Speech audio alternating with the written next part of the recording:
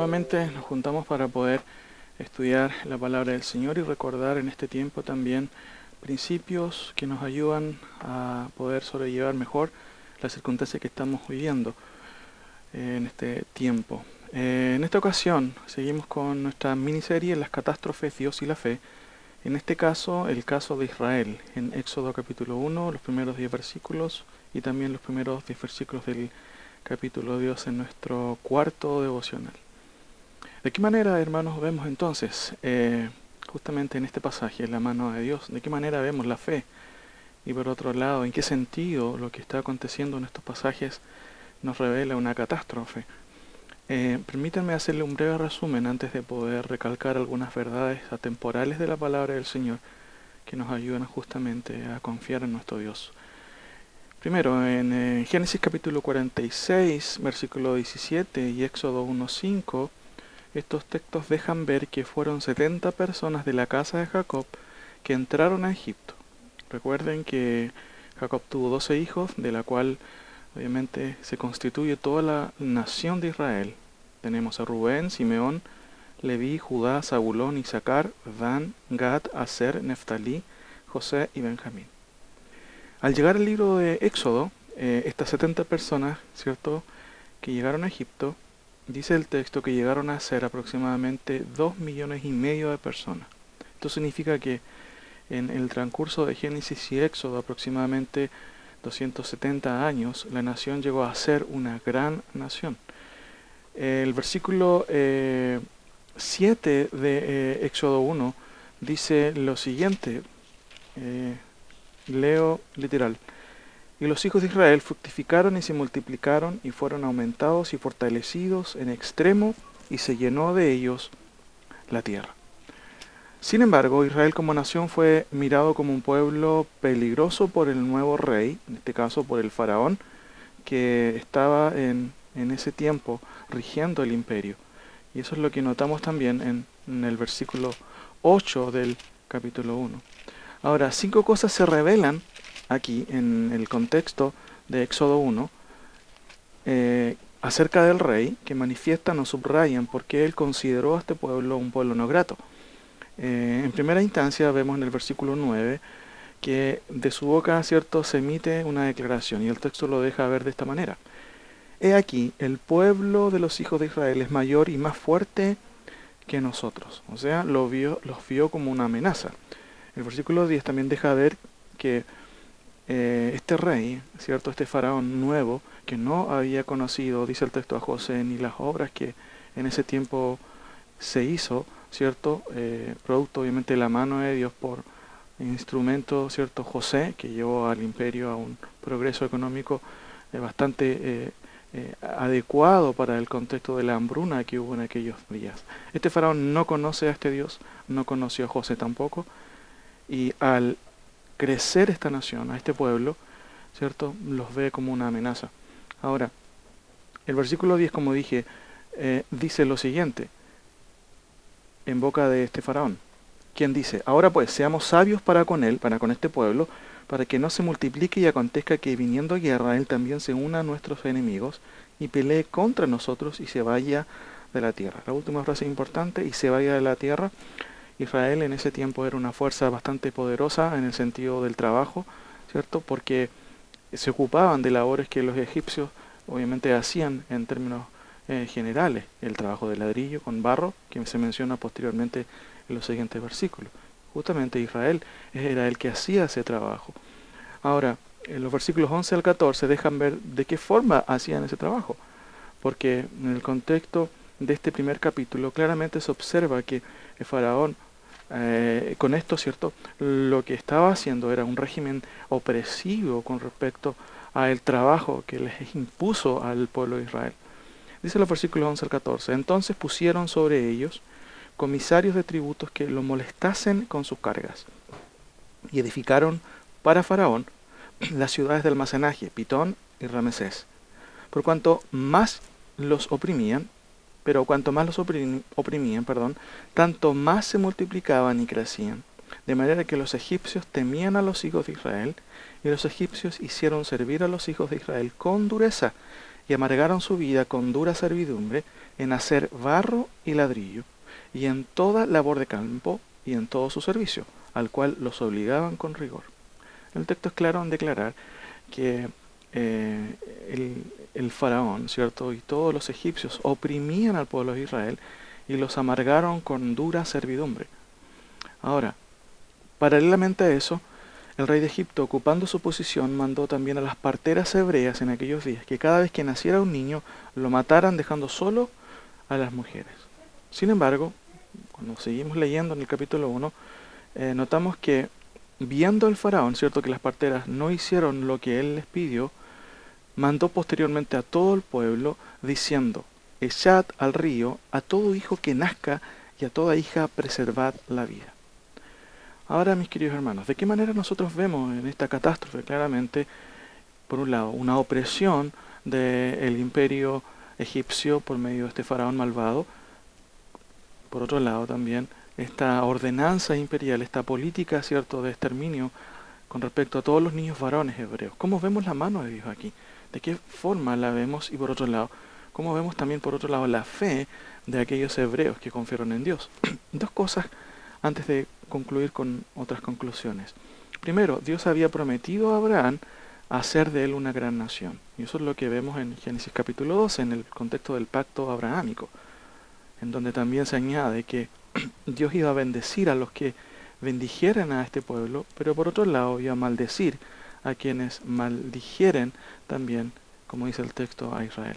Esta promesa se cumplió, sin duda en parte porque Israel llegó a ser una gran nación, una innumerable nación.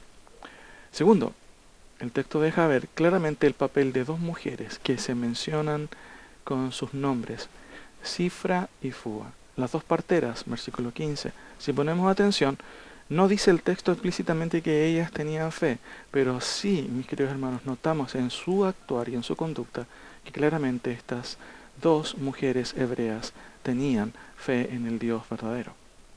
Dice el versículo 17 del capítulo 1. Pero las parteras temieron a Dios y no hicieron como les mandó el rey de Egipto, sino que preservaron la vida a los niños.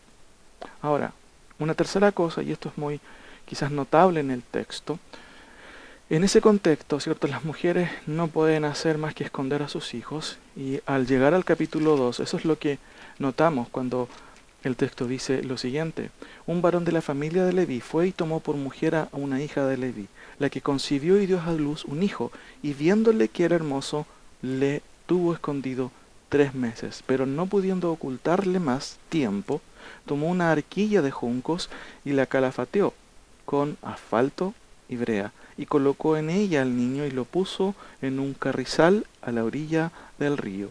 Versículo 4 dice: y una hermana suya se puso a lo lejos para ver lo que le acontecería. ¿Qué sucedió? El texto deja ver en los versículos 5 en adelante que la hija de Faraón, de este Faraón malvado que había mandado a matar a los niños, escuchó al niño llorar.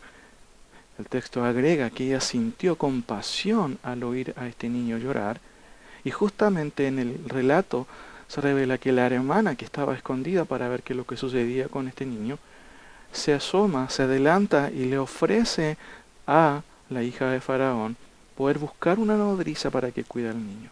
Acto seguido, ¿cierto?, la hija de Faraón accede a esta petición, la encuentra, ¿cierto?, atinada, y ordena a esta niña, ¿cierto?, que vaya y busque a una nodriza. Por supuesto, es muy importante ver que el texto deja ver que la nodriza que escogió este niño, que fue a buscar, justamente era la propia madre biológica de este niño. ¿Qué sucede? El texto es muy increíble en relatarnos que la propia hija de este faraón, ¿cierto?, al ver y a poder conversar con la nodriza que había llegado, le pidió a ella, ¿cierto?, un favor. Dice el versículo 9: lleva a este niño y críamelo, y yo te lo pagaré. Y la mujer tomó al niño y lo crió.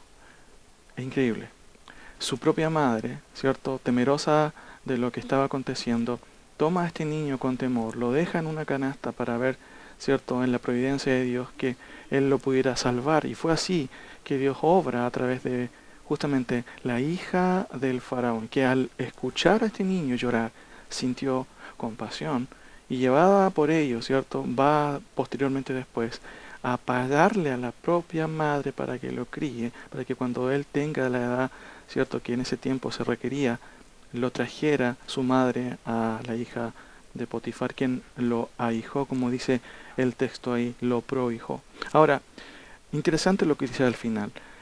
Y cuando el niño creció, ella lo trajo a la hija de Faraón, la cual lo prohijó y le puso por nombre Moisés, diciendo, porque de las aguas lo saqué. Por supuesto, estamos tratando el caso también de Moisés, quien fue sacado de las aguas, de ahí el nombre.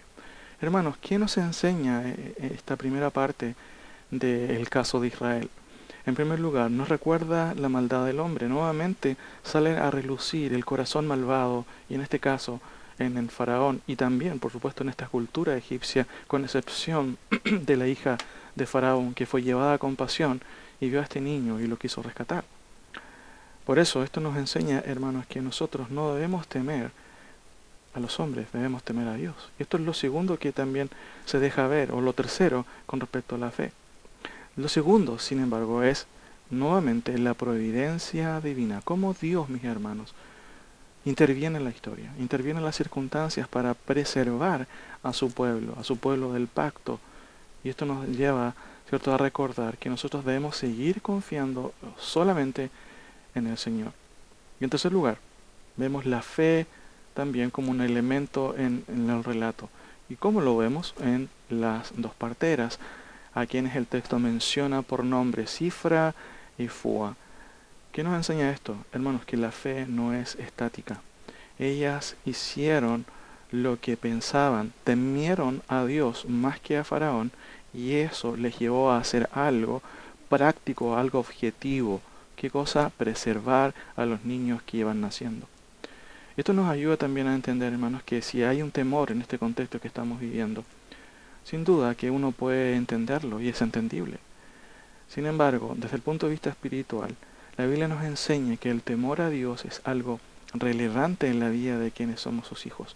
Por ejemplo, en Hebreos 11:23, el autor también desde otro punto de vista nos cuenta cómo es que los padres también de Moisés tuvieron fe. Dice así el versículo 23 del capítulo 11.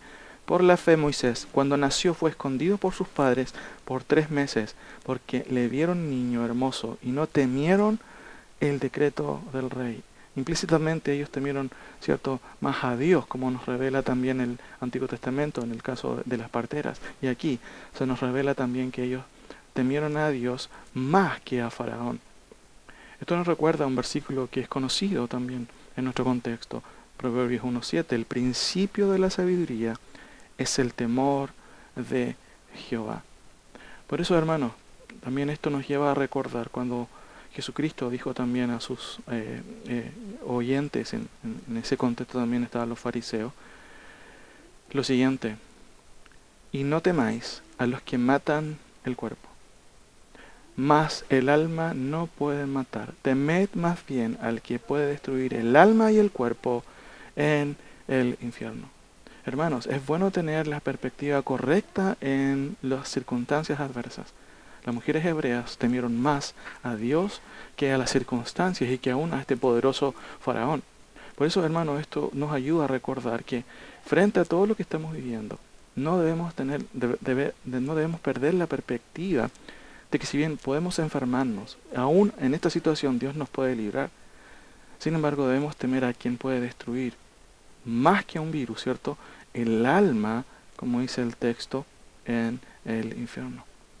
Damos gracias al Señor que Él nos ha librado justamente de esta pena, que es la pena del pecado, la pena de lo que incluye no creer justamente en el Señor. Por eso, mis queridos hermanos, esta historia que comenzamos a poder retomar también posteriormente en una segunda parte, nos recuerda justamente, nuevamente, que Dios es un Dios que puede defendernos, que puede librarnos al igual que su pueblo. Y pensando en esto, mis queridos hermanos, debemos recordar que ese Dios de los hebreos es el mismo Dios a quien nosotros adoramos, quien nos libra, que nos ha librado también en Cristo y que puede preservar también nuestras conciencias, nuestros corazones también en paz, pensando justamente en hechos tan espectaculares, tan notables como el que acabamos de ver en esta ocasión. Que el Señor les bendiga.